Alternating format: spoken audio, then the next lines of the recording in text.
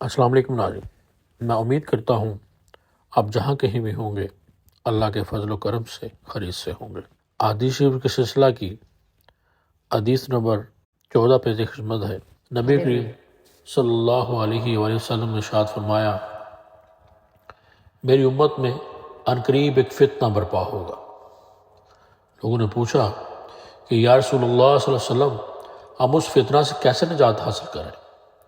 فرمایا کہ تم اس فتنہ سے قرآن کے ذریعے تو نجات حاصل کرو گے۔ قرآن میں ان امتوں کا حال ہے جو تم سے پہلے گزر چکی ہیں، اور ان کا بھی حال ہے جو پیچھے آنے والے ہیں، اور ان معاملات کا فیصلہ ہے جو تم کو پیش آتے ہیں۔ قرآن حق اور باطل کو جدا کرنے والا ہے، اور ہنسی اور دل لگی کی کتاب نہیں ہے۔ وہ مغرور ہے جو اس کو چھوڑ دیتا ہے۔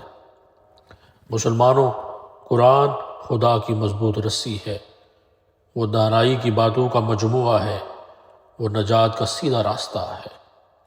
یہی چیز ہے جس میں لوگوں کے خیالات کے موافق ہیر پھیر نہیں ہو سکتا۔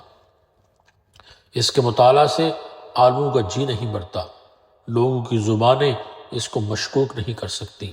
یہی کتاب ہے جو بار بار پڑھنے سے پرانی نہیں ہوتی، اور اس کے عجائبات ختم نہیں ہوتے۔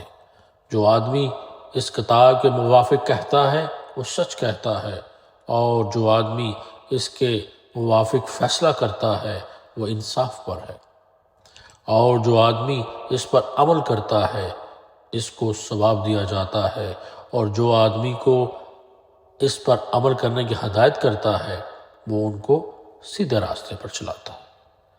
اللہ تعالی ہمیں قرآن سمجھنے کی توفیق عطا فرمائے اور اس پر عمل کرنے کی توفیق عطا فرمائے، اور نبی اکرم صلی اللہ علیہ وسلم کی سچی محبت اور اتباع نصیب فرمائے۔